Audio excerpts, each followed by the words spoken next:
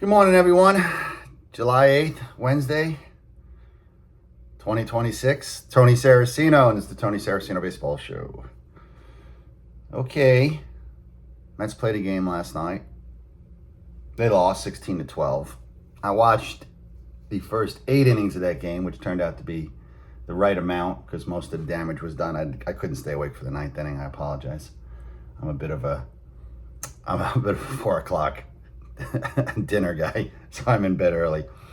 Okay, real quick, guys. This is why you don't hire someone from a small market team to manage the talent and the money of a big market team. I'm going to show you. All right, to David Stearns, to anybody in the Met organization, this is why you don't do this. I'm not talking about the record. I'm just telling you straight. This is what happens. See, when you're a small market team and one of your better players leaves for free agency, you don't really go out and sign another big name guy. You don't sign somebody for 2 years or $60 million because you can't.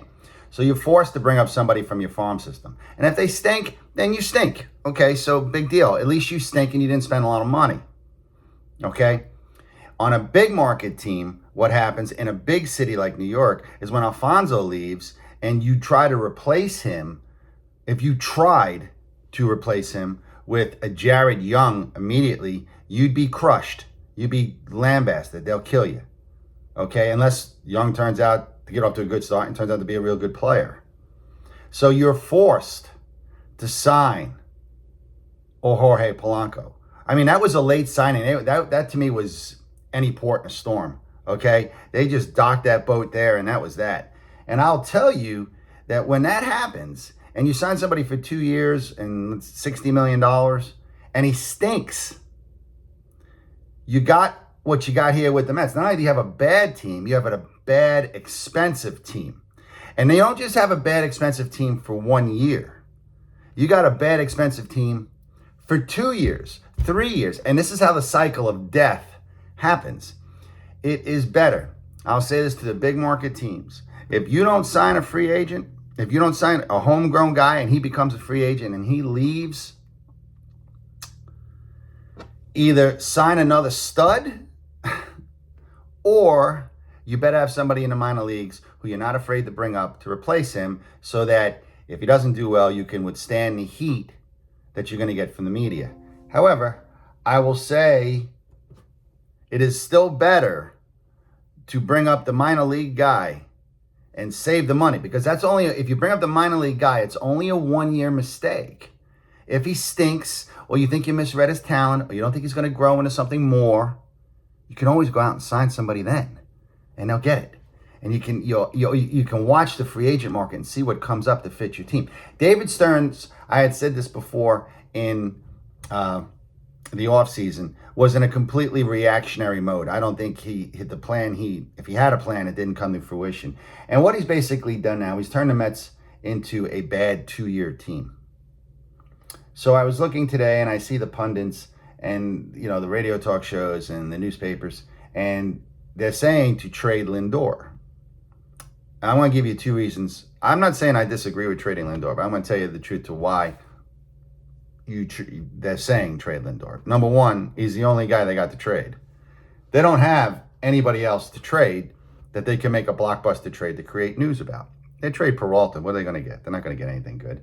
They're not going to trade Juan Soto. So you're stuck with Lindor. Maybe Bichette, but Bichette's not, he's hitting better and he's going to finish at 280. I think he's going to live up to his baseball card. But again, you're watching him field. He's not a good fielder. He's a DH. I keep saying that.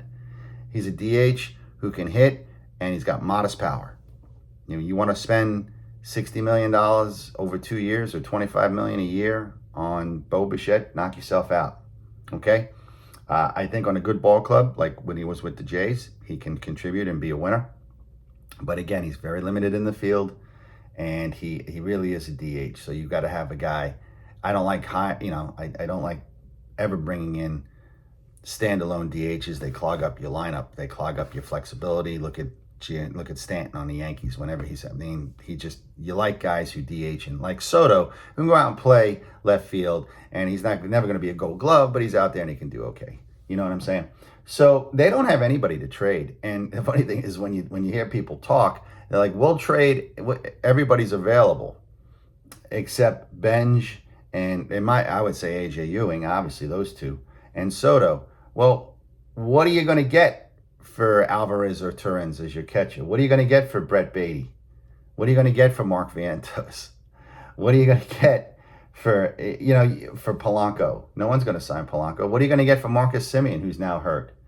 How about the Met pitching? What are you going to get for Sean Manaea? You're not getting anything.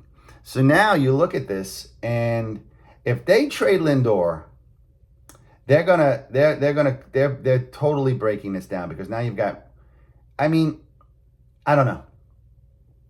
Let's say you trade Lindor. Let's look at this both ways. If you keep Lindor, now you need a first baseman still, a real first baseman who can hit for power and is reliable, and he shows up on the field every day. You don't want a first baseman to play 100 games out of 160. Infielders like to throw to the same guy. You want a bopper in the middle of your lineup like Soto that can protect Soto and go out there. And I still don't know why, by the way, they're pitching to Soto. That's a whole other discussion. Okay, Soto hit a 3-run home run last night. I wouldn't throw that guy a ball between his knees, and I get balls at his ankles or at the shoulders. I would never throw a ball down the middle to him, especially with that lineup. So you look, and we go down, let's say, all right, so we trade Lindor. Okay, you need pitching, and you need a first baseman. Okay, you trade Lindor, now you need a shortstop. Okay, now because Semien is not going to be safe, so you're going to have a rookie at second, or you're going to sign some stopgap at second base. You're going to have to sign somebody to play shortstop. You're going to build around Soto, Benj, Ewing, and Nolan McLean, right? And maybe if Clay Holmes comes back. Clay Holmes is a free agent. He's going to be 30 years old. So they don't even, what I'm saying is, all right, if you keep Lindor, do you have a shot to be a good team next year? Well, you have a better shot, right? You have a better shot of being a good team because you got a shortstop, at least. Even though what his money is, it's irrelevant.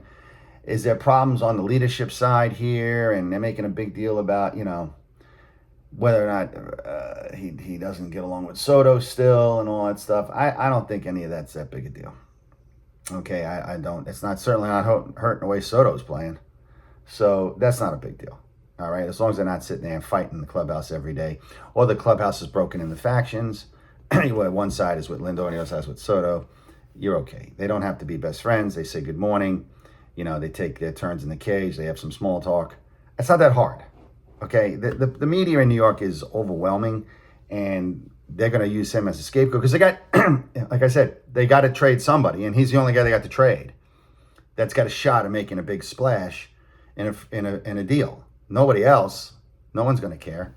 So you got that part of it. I don't think they should trade Lindor. I think they've got so much that they have to get next year that to just add a shortstop to it will be really difficult. And what are you getting for Lindor? You're going to get stuff, but you're going to get prospects. You're going to get prospects. Are the Pirate, and you're limited to who you can trade with. He's got 5 years left on his contract, which is going to take him into his late 30s, which isn't going to help as a shortstop. Look at what happens when you do that to a shortstop. So I'm going to take a quick look here to what he has left on his contract. But I know he's got 5 years left, and that will take him till he's 37, going into his 38th year. It is a difficult trade to make to start with. Okay, you don't have a lot of partners here. The money that they owe Lindor in this time frame is, let's see, he's got 5 years left. They're going to owe him, $35 million a year on that. I can actually get the contract out. So, your trading partners are very, very limited. That's the first thing. Do you have a shortstop in your system to replace him? Because someone's going to trade a young shortstop for a guy they got to pay $31 million to. You need like somebody he's getting $34 million a year for the next, all the way out till 2031. All right, so he'll be 33, 34, 35, 36, 36. Yeah, he'll be 38 years old at the end of the contract. So I don't even know if it's feasible to trade Lindor anyway. You may be stuck with Lindor. If you do, you're going to have to eat a certain amount of his contract. And what are you getting back? You're going to get back prospects. Someone going to trade De La Cruz for him? The Reds aren't a partner. The Dodgers, we always go to the Dodgers because the Dodgers don't care how much money they spend. But to be fair, I don't know why the Dodgers spend money smartly. The Dodgers spend money on players that make them money too, by the way. Okay? They're not dumb. They market their players well. I'm not. Right now, the Dodgers are playing Mookie Betts, and Mookie's not the same player that he used to be. And he signed the same type of contract as Lindor. He's got to play shit. They're not gonna bring two clones in together of the same. Spend $35 million on each of these guys. So he signed quite a long term. He's out till 2032, and he's a year older. Not that you'd get Betts back, but I can't see the Dodgers loading up in that position. They're going to let Betts play shortstop for the next 3 or 4 years, and then they'll eat his contract and they'll do something else. Okay, but that's what they're going to do with Mookie Betts. The Dodgers are not a trading partner for the Mets, and that's a huge hit there because what are you going to do? We can go to some stupid teams. The Angels always do something stupid. Would they sign him? No, they're not. I can't see them sign. They're so damn bad. They don't even have a shot for the playoffs. Seattle, they're not a big market team. They're not going to take them. Boston, no, they're not doing it. Nobody in the net. Forget about the central divisions. Milwaukee, Chicago, St. Louis, Pittsburgh, Cincinnati, the White Sox, the Indians, the Twins, the Tigers, and the Royals. So they're all out. I don't see the Phillies doing that. They don't. There's no one to trade him to. There's no one to trade him to. You're stuck. Okay? You're stuck with Lindor. So we can talk about trading Lindor, and if you do find a partner, you're going to have to eat all the money, and we'll see what you get back in the way of prospects. So that's not going to help you for next year, which means you're going to be bad not only this year, but next year, which is why David Stearns should have been fired, or really, he should never have been hired. You don't bring a small market guy into a big market. And that's the moral of the story here. That was what I opened the show with. You don't bring a small market guy into a big market because he doesn't know how to handle it. Okay? And if he didn't do it if he didn't sign Polanco because he was afraid of the press, it's just a temptation. You got money to spend and you spend money. Okay? Having money to spend doesn't mean you should spend money. He should never have spent money on Simeon, and he should never have spent money on Polanco. End of story. Ever. Bad decisions. Okay? But they had money to spend, and they needed a player, and they don't trust their farm system. So you spend the money. And what you do is you compound the problem when you do that, because now your problem, rather than being a short-term problem of I've got a rookie in there now, I either got to develop another rookie, or I can make a trade, or you can kind of do things on your own term. You're not landlocked. When you sign guys for 2 years out, you're stuck with them. You got to either eat the money, which Cohen is not going to do since you already got the second highest payroll in baseball. So now you're stuck with them. Not only that, here's the other thing that is the pressure to it. When you are a big market team, guess what you do? You charge big market prices.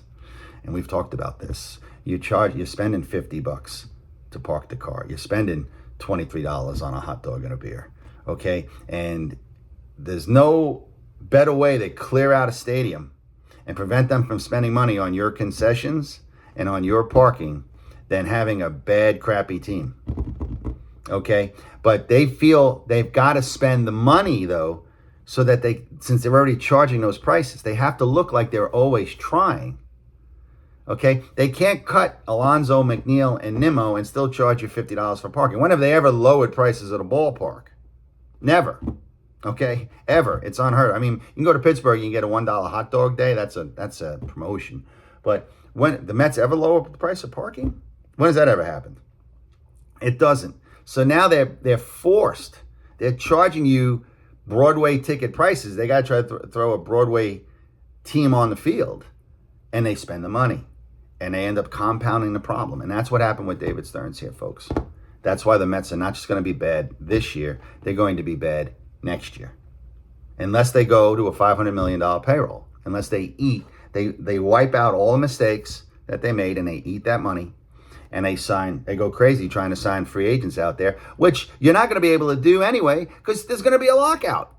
You got a collective bargaining disaster looming on the horizon. So they're going to come up with something, most likely, that's going to penalize the Mets for spending money at some point. I guarantee you. And it's going to be a lot more severe than just the luxury tax.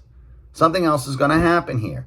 Unless the courts get involved, which is always happens. And then when that happens, the players win because the courts always side with the players. So that's it. They're screwed. Sorry, guys. They're screwed. You stop talking about trades. There is no trades. There's nothing to do. You can't trade. We talked about this. We just worked it through. You can't trade Lindor. They got no trading partners. The only out is to raise the bar and take more of a chance on the amount of money that you're spending. And there's a huge risk with that, especially when you have no good homegrown talent. Now, the Mets do have two players. They have Ben and they have Ewing. And they're homegrown. And they got McClain. They got three guys. All right? You got to hope and pray that those guys step up and become good to superstar type level players. That's your best bet. That's your best bet. And it has to happen fast. If it takes them 2-3 years to develop, by that point, you only have them for another 3 years before you have to sign them the big contracts. So if I'm the Mets right now, just try to find some pitching, okay? They have no pitching, all right? To fix this immediately is try to find some guys who can go out there and throw 6 innings and give up 2 to 3 runs, okay? They don't have anybody like that. You see their bullpen now. It's getting bombed every game.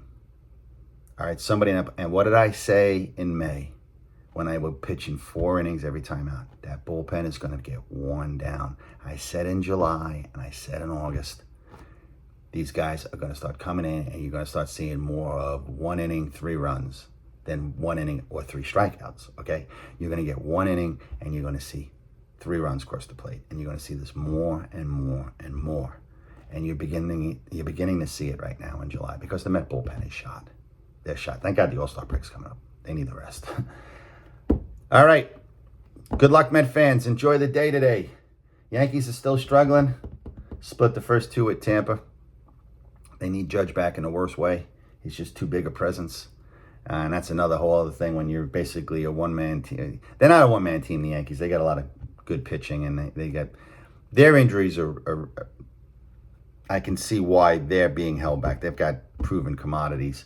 I think when they get everybody on the field, the Yankees will be fine. The Yankees will make the playoffs. American League is terrible this year. I've said that a few times. So anyway, I digress. Enjoy the day. Tony Saraceno from Tony Saraceno Baseball Show. If you like what I got to say, hit the subscribe button. Have a good day.